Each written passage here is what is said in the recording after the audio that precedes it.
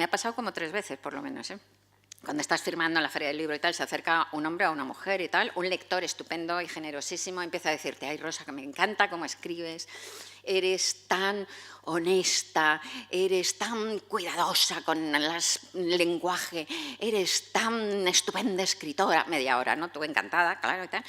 Y cuando ya pasa media hora diciéndote todo eso, dice: vamos, que tú y fulanito sois los autores que más me gustan. Y a ti ese fulanito te parece un escritor espantoso, un deshonesto total, un personaje asqueroso.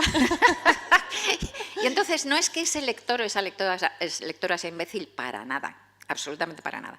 Lo que pasa es que te está otorgando, y a él y a mí, su propia veracidad, su propia honestidad, su propio sentido de la belleza, su propio sentido del gusto, todo. Y te lo está dando, es verdad. Entonces, ese amor, pues en parte tendré algo, pero en la mayor parte es porque la gente decide dártelo, ¿no?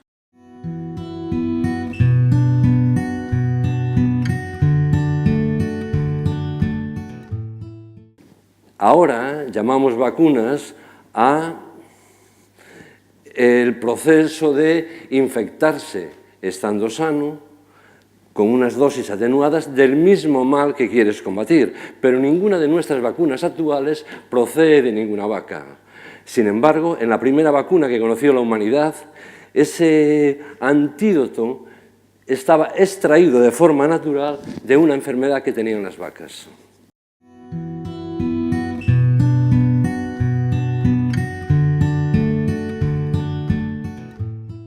Maggie es una niña en la luna, vive en la luna, que era muy parecido, un sitio muy parecido a donde vivía yo cuando era pequeño, que no me enteraba de mucho.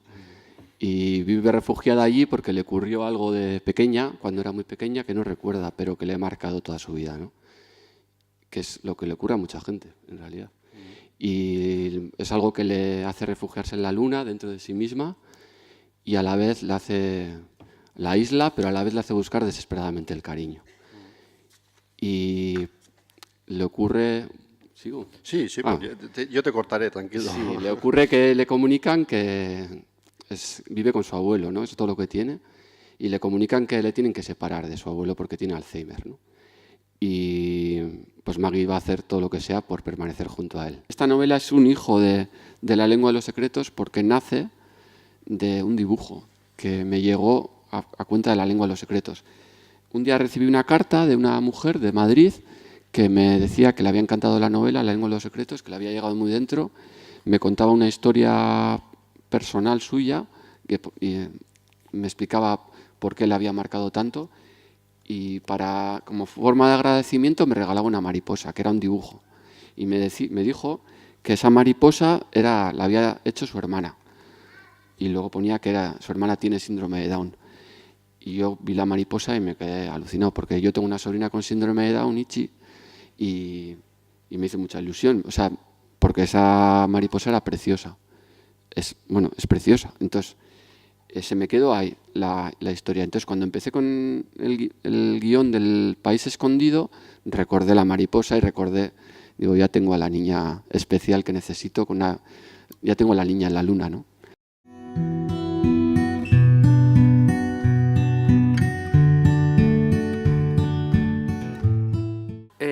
O sea, yo me empecé a motivar por la investigación cuando me di cuenta que lo que hacía servía para algo. O sea, que iba dirigido a resolver problemas concretos.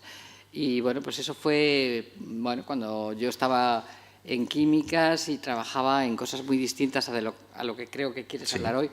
O sea, yo trabajaba en materiales superconductores y materiales magnéticos. Y, por ejemplo, pues descubrí que haciendo unas ferritas se podía hacer un caucho que cerraban bien herméticamente las neveras y cosas de ese tipo. O sea, que ahí poquito a poco, y entonces, bueno, pues me fui animando y fui ahí dando pasitos, y he llegado aquí.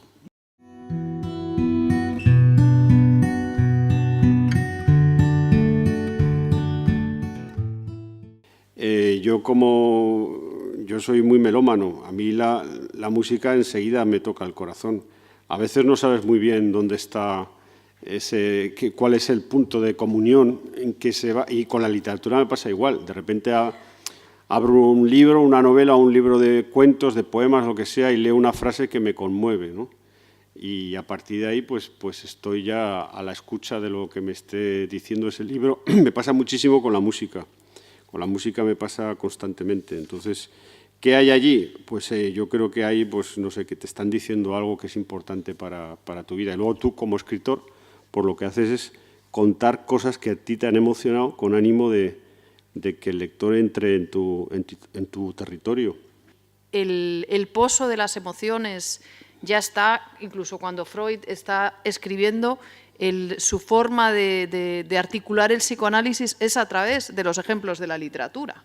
O sea que el siglo XX sí tiene es consciente de las emociones y del potencial que tienen las emociones. Lo que pasa que ahora efectivamente las emociones se van depurando porque somos conscientes de lo que pasa en todas partes y eso nos afecta. O somos conscientes también de la sensación del tiempo y de lo que implica el tiempo vivido, el tiempo de vida, ¿no?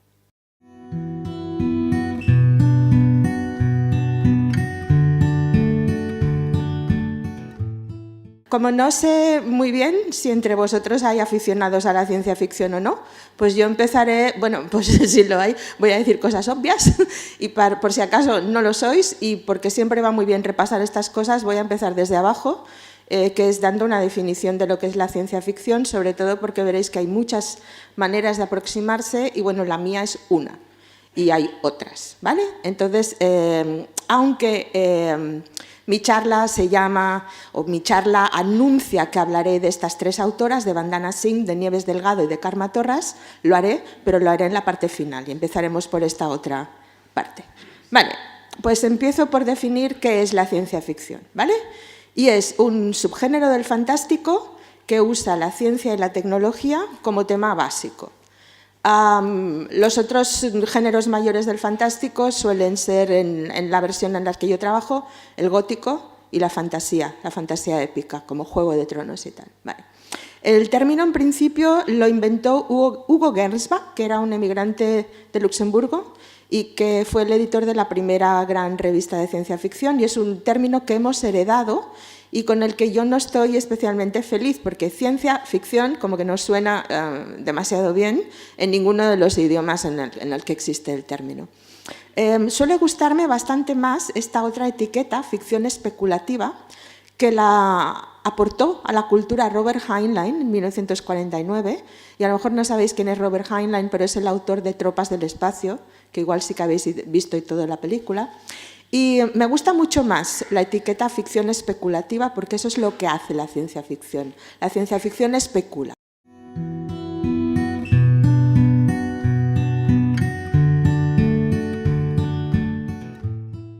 La razón de que estemos aquí es también que Leonardo Ruccabado había sufrido una crítica brutal que nos había convertido a este arquitecto en un arquitecto meramente localista montañés, que por lo tanto tenía un interés muy limitado solamente para la actual región de Cantabria, porque había hecho el estilo propio de la región de Cantabria, y que era además un arquitecto antimoderno, enemigo de la modernidad. El Fondo Ruccabado, depositado en el colegio, llega a mis manos en el año 2011. Llega porque tenemos un proyecto magnífico que duró 4 años de ontología del patrimonio de Cantabria, un proyecto de digitalización, de creación de un portal público gratuito que financiaba la Fundación Botín y que era el resultado de un convenio con la Universidad de Cantabria, a la que pertenecemos. Se montó una unidad de digitalización, una unidad técnica, en la que se dieron cita por primera y última vez, tengo que decirlo, todas las instituciones cántabras, de todo tipo. Imagínense todos los colegios profesionales, las bibliotecas municipales, todas las consejerías, toda la universidad, por supuesto, la UNED, el archivo público, el archivo histórico territorial, en fin, todas las instituciones culturales que generaban algún tipo de documentación se sumaron a ese proyecto.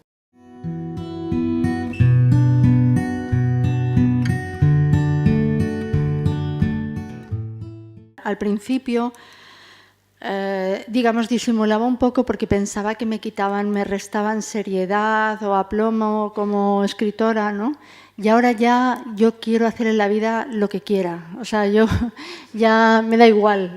Me da igual que piensen que una escritora no sale al escenario o no. No, es más, yo creo que voy a... esto es un tipo de escritora que yo estoy creando y que seguro que va a tener seguidoras, porque esto de contar una historia y salir a un escenario, de hecho, en este libro, la última historia que se cuenta la conté aquí en Bilbao.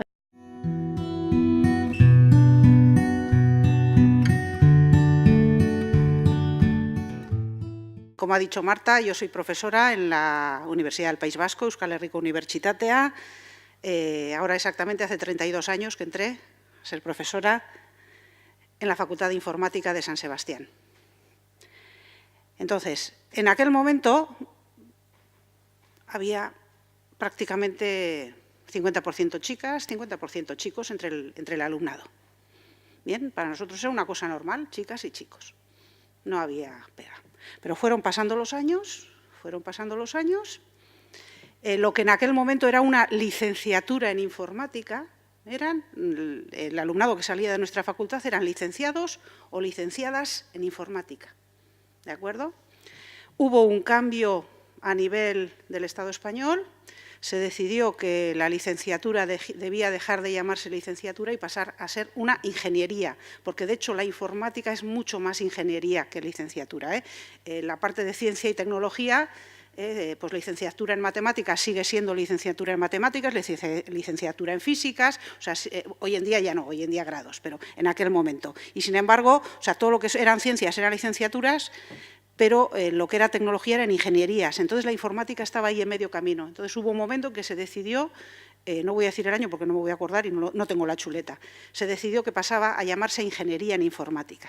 Y en aquel momento empezamos a ver que desciende el número de chicas. Y desciende, y desciende. Y aquí es donde esta gráfica. Empezamos, creo recordar que alrededor del año 2000 y pico, empezamos a decir, tenemos que conseguir datos, ver qué es lo que ha pasado, porque lo que era una apreciación del profesorado, que veíamos que cada vez había menos chicas, bueno, pues vamos a acompañarlo con datos. Y entonces empezamos a buscar, por desgracia, aquí empieza, no sé si se ve suficientemente, en un 35% en el año 1990, no hemos conseguido datos anteriores, la informatización, aunque estábamos en la Facultad de Informática, no era muy buena y los datos de años anteriores no los hemos podido conseguir, pero en las listas que tenemos nosotros de clase vemos que había asignaturas en las que teníamos 50% prácticamente chicas y chicos. Entonces aquí ya veis lo que es la bajada, cómo ha ido descendiendo. Este estudio dejamos de hacerlo en el 2009 porque ya estábamos, no sé si tristes, enfadadas o qué, porque siguió bajando y siguió bajando. Y, de hecho, el mínimo histórico lo tuvimos hace 2 años, que tuvimos un 11% de chicas.